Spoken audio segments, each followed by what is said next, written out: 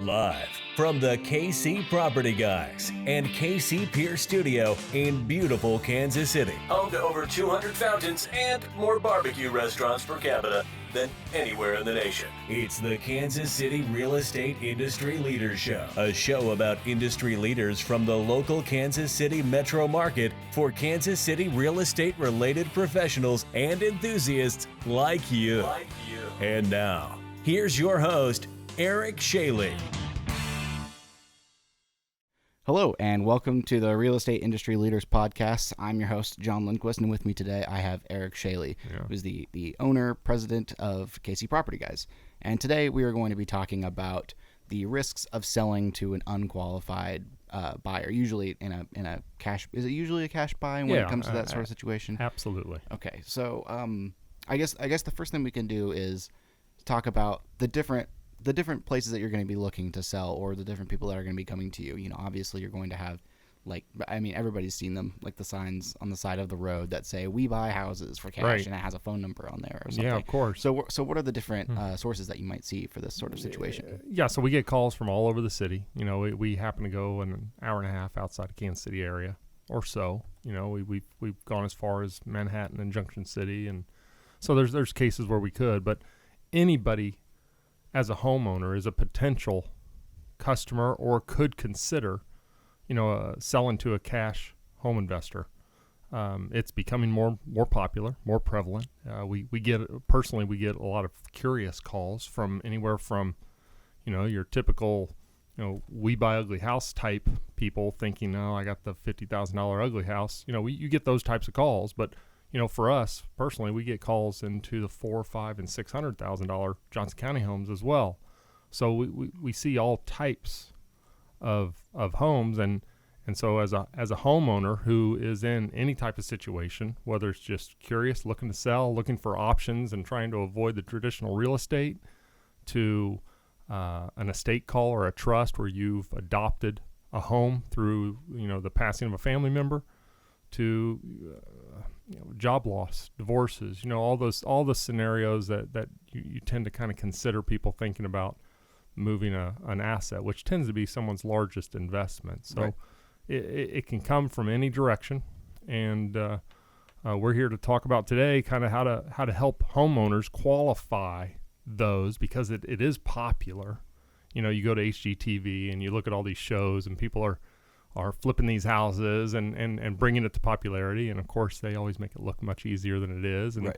and so you get these interested people that want to become quote unquote investors. And the term is held really loosely. People, you can call yourself an investor if you have one rental house, right? Mm-hmm. You're an investor, or like us, we do, 40 to 50 plus houses a year. So, everybody's an investor. So from a homeowner's perspective, how can you deductively kind of weed yourself through that minutia of investors, regardless of the situation and variables, and find a really good qualified investor that you can trust, that'll be there, at the closing table to ultimately, bring you to your end goal, which is to move, a large piece of real estate. Okay, so I guess going back to an example that I've personally dealt with mm-hmm. KC Property Guys, the cabin that we recently did in Leavenworth, that was an example of a couple who was wanting to relocate to a totally different area of the country, and instead of going through the process of selling, they opted to go for a cash buy. That's with exactly us. Right. Yeah. But what was it that brought them to us? What were they when they were looking to do a sell? Yeah. Why did they come to you? And we talked to them about that. I talked to most people about that, how you find us. And they did what I encourage everybody to do, is let your fingers do the research. Go to Google. Google is a great tracker for highly qualified cash investors, especially local ones that you ultimately want to meet face to face. And that's what those people did. They went on to Google and they found cash investors. They did the research and gave us a call. And by doing that, if it's a qualified investor, you're most likely, A, going to see a local address. B, hopefully they have a website. C, there should be more experience behind them where there's some reviews, and you can actually dig in deeper to start reading the reviews and the stories behind those reviews to see whether they're authentic or not, and authenticity that's there. And then you can begin to, qualify steps even further by going to third-party qualifiers like BBB, the Better Business Bureau, and things of that nature. But that in that particular case, that was a couple who was looking to downsize. They were empty nesters, and they were going to move back to Louisiana, closer to their daughter. And so when they called me, the house was actually in fantastic shape. It wasn't an ugly house; it was a beautiful house. Right. And I told them we potentially have, we typically will provide more than one option on a cash buy, and the reason we can do that is because we do run 4 crews, we have 4 realtors, we have KC Peer on the foundation side as well, so we have a lot of resources that maybe not a lot of the other investors may have, or most of those investors may have, and so that tends to bring more options to the table, and the options will come with different equities, different levels of equity. The cash buy being typically the lowest, but also the easiest. We talk about this a lot. Let's take that easy button, that Staples easy button, and slide it on the table, and you can hit that anytime you want. Now, it's going to come at a cost, but it is easy. I mean, you don't have it's done. It's fast. You don't have to do anything. The inspections are done. The closing on your timetable is literally on your timetable. You can we don't care if it's 2 days, 2 weeks, or 2 months or 2 years. It doesn't matter to us. You get to customize it. You can't necessarily customize it in a MLS, a realtor's environment. Right. So it really is the easy button. But because of those conveniences, if it has a lot of stuff in the house, and another point there is it has a lot of stuff in the house, you can leave the stuff. You don't have to move it. My guys will take care of it, and we're used to that. We're used to adopting stuff that comes with houses. Take the memories, take the valuables, but leave the stuff that you don't necessarily want to take or want to deal with. So that's the easy button of the cash side, but it does come at a cost because now we're taking on the risk. We're ultimately having to pay our realtors on the back end, and plus the buying realtors as well. So there's commissions that we are ultimately adopting, so we have to work onto those. But then if you're looking for more cash or more equity, then we have to start to look at other creative options, and that's where the creative side of real estate comes in for KC Property Guys, is we can get our crews involved in getting houses ready to list. Or we can just simply list them through our real estate group, Team KCPG, and ultimately bring back more equity to the table if that cash number isn't there. And so there tends to be multiple options when homeowners work with us. I offered that particular couple a couple options because the house was really in good shape. It was a log cabin built in 1996. It was very extremely clean. He was an ex-Leavenworth military. It sat on 2 acres, has a lot of advantages to it, and they kept a very clean house. And so they had the option of a cash buy. They had a real estate option tied to that, which would have offered more equity. But for them, they chose to, hit the easy button. They were retired. Monies weren't necessarily as much of a worry as say, maybe an upstart family that may be in a money crunch or a pinch or something that. So they took that option. So the scene that I'm seeing here is that they wanted to move. They didn't have to move. So when you're looking at your different options there, it's like, well, we don't need to worry about the money so much. Taking a little bit of a loss in equity isn't a huge deal. We just want to get down to Louisiana, and I can see the motivation there for going for the cash buy on their timeline. And so they took advantage of that one, absolutely. Okay, so for a person who's going to be selling, and you mentioned let your fingers do the talking. Look at Google, look at reviews, look at history. Like what you hear so far? Make sure you never miss a show by clicking the subscribe button now. The podcast is made possible by listeners like you. Thank you for your likes, shares, and support. Now, back to the show. What if a situation comes up for a seller where they're dealing with a buyer who isn't as established in the field of? Well, let's take a minute, step back, and let's talk about 4 types of buyers generally. Okay. Generally speaking, and you as a homeowner may not know the difference between either of them. And so you tend to have, and maybe we go from maybe you're least qualified to most qualified. You can sort them however you want. But you have those that are truly just wholesalers. And a wholesaler or an assigner is someone who may not, many times does not, have the cash to actually buy the house. They've attended a seminar or talked to a local, real estate investment group that has taught them a technique of assignment of wholesaling. And that ultimately is someone who is going to present themselves as an investor. They're going to offer you a cash price for the house. They're going to put you under contract to purchase that house. But their ultimate goal is to actually take that paper and reassign it to somebody else. They're going to wholesale it for a minimal cost, say $2,500 or $5,000. And so they have no intent to buy and rehab the house. They may not even have the funds to do so. And they're ultimately going to sell that piece of paper at a discounted cost, a rate for them to profit without putting any investment back into the house, to another investor. So, or even maybe another end user or a realtor's customer. There's lots of avenues that person could take that potential paper and route that to. So from a homeowner's perspective, when you are agreeing to a contract, and especially at times it's not disclosed to you that that's what you're agreeing to, but that's ultimately what's happening on the back end. And that's kind of seller beware. Make sure that you're working with a qualified buyer. And we can talk about ways to help qualify them to make sure that they may not be one of those people if that's not the direction you may want to go. Now, sometimes in the house, though, when you hear, say you have 4 people in the house and you'll hear 4 different prices, and some of those prices sound too good to be true, many times the reason it is too good to be true is because it's probably a wholesaler. He doesn't have the intent to buy. He has no means to buy it, but he knows he has to put out a number that's going to competitively make him, favorable. And so he has nothing to lose by saying, oh, instead of 60, I'll give you 70, right? And at 70, now he's going to go out there and try to move it at 75,000 if that's the case.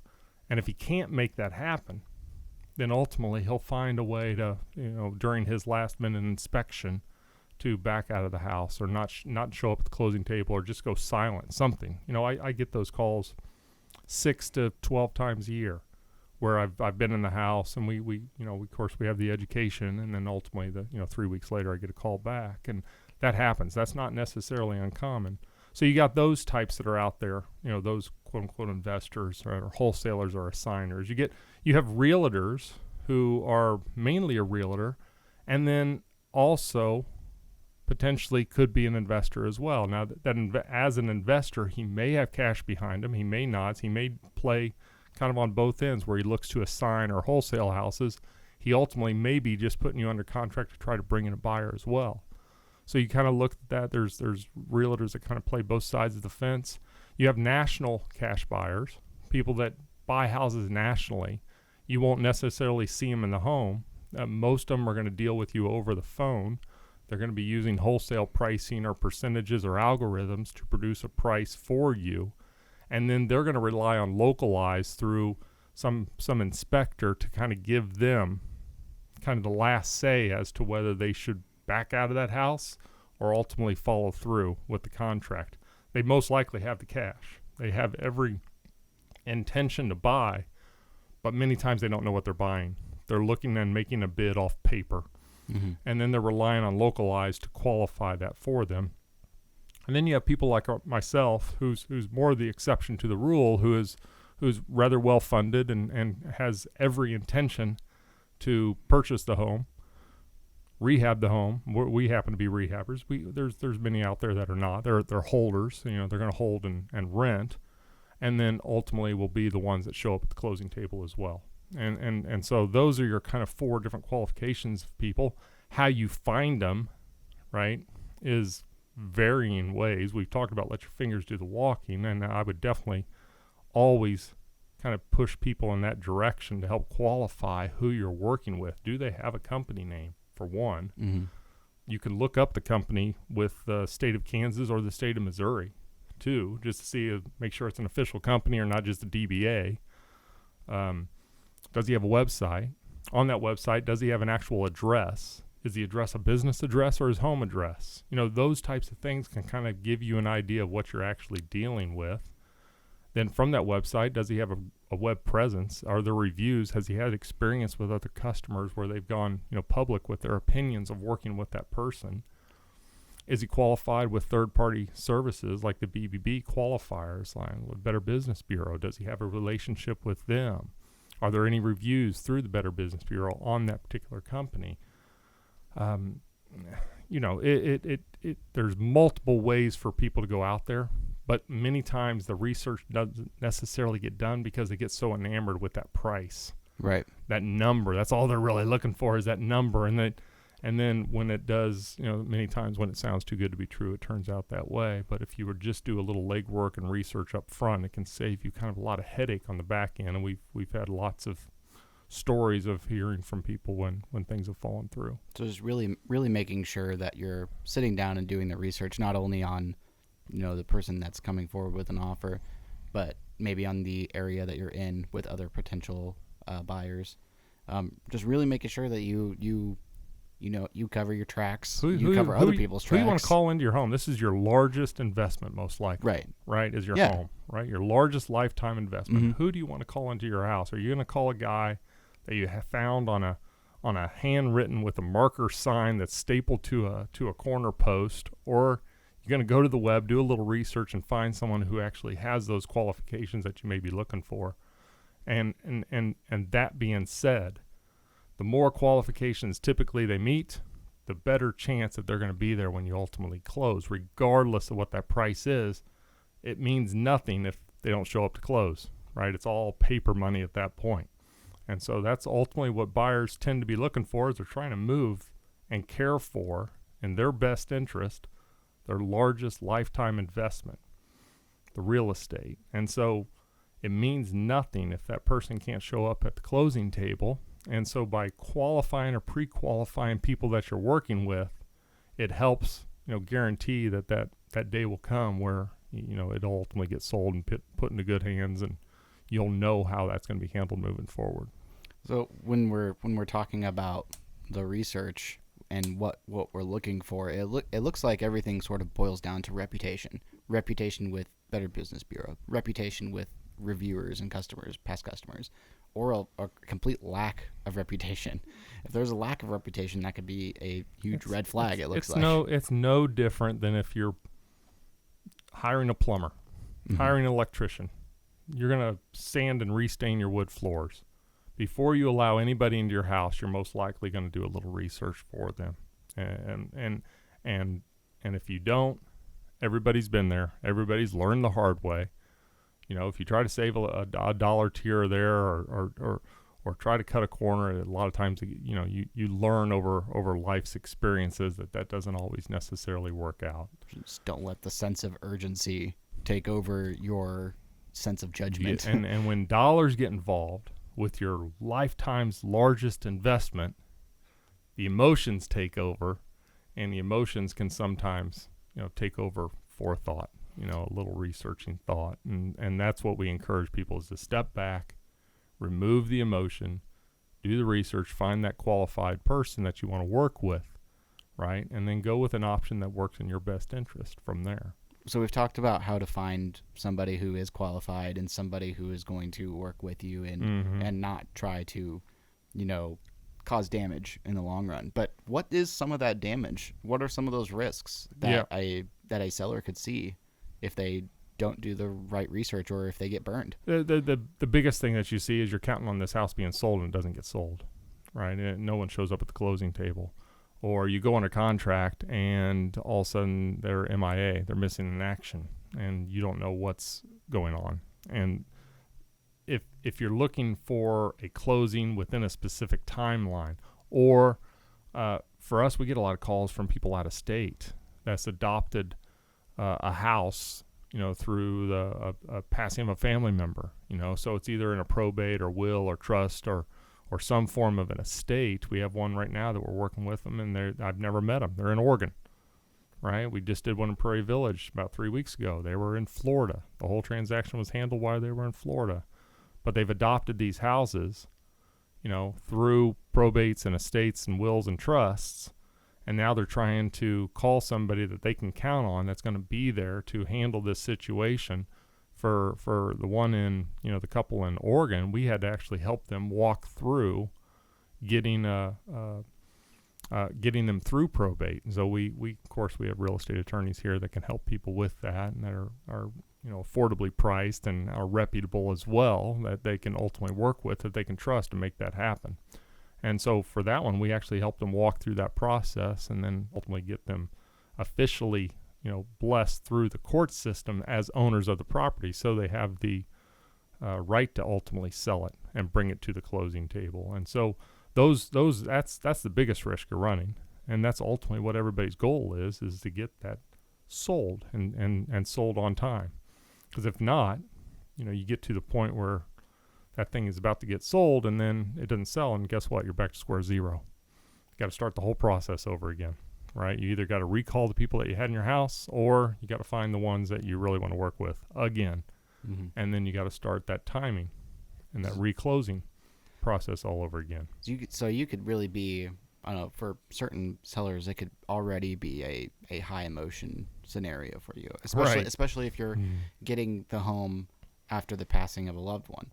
And then there's you're getting people into the house to try to buy it from you, and someone comes through with a huge number that you weren't expecting, and you're like, oh wow, this could work for me, this could be great, this could turn out to be a good thing. If it is too good to be true, it sometimes they're many taking times advantage is. of you. They could be taking advantage of you, so you just really have to watch your back and your sides, because there's just predators everywhere with everything in life, but when it comes to money, the predators are even sneakier. And unfortunately, with cash buying and houses and real estate, there is an attraction to it because of the popularity. Mm-hmm. And there's the ability to essentially have zero entry into an industry, and so it opens itself up to a less qualified individual. So inherently, it pays to be a smarter, more educated home seller, but they're disguised as one and the same, so it's very hard and difficult to do. And so by taking that time to step back and do that research, it'll weed through kind of the competition extremely, much easier. We tend to be the exception to the rule. If 10 people enter a house, or we're probably one of three that ultimately have goals to ultimately buy it and have the means to buy it. It could be that small of a percentage. So you really kind of have to watch what you're doing and become that educated seller to make the best choices for, ultimately to handle the real estate that you're trying to move. Well, thank you so much, Eric, for sitting down and answering my questions and giving me some information as well. There's, in the world of real estate, there's so many different angles and, laws and just types of people that are involved with any kind of transaction when it comes to real estate. There's always lots of variables involved, and that's what we talk about. Is we lay out variables with homeowners. It's more than just timing and cash. Those are two big ones, but some people are emotionally invested in these houses, and they want to see to it that these houses are taken care of on the back end. Some of them are just worried about the front end. Hey man, give me the cash and that's all I need, and right. I'm emotionally detached from this thing, so let's move. But there are many variables, and they're not all geared towards cash. And so by sitting down and communicating and talking through with homeowners and educating them, that tends to bring out, the right option for the right reasons for homeowners. And so by those homeowners, as a homeowner, by calling, a few people in and doing the research on those people prior to making those phone calls, I think it'll pay off in the long run for you. All right. Well, you answered all my questions. I don't think I have anything else for you. Right on. If anybody else wants to find some information more about this topic, you can obviously go to our website. Just look us up on Google, KC Property Guys. Look us up on YouTube. Got plenty of videos there that show many different situations in which people have approached us to sell their home. And we'll look forward to talking to you guys next time. All right. Take care. Thanks for joining us this week on the Kansas City Real Estate Industry Leaders Show. Please support all things local to Kansas City. And hey, be sure to subscribe and share our podcast on Facebook and LinkedIn. This has been a KC Property Guys production. KCPropertyGuys.com.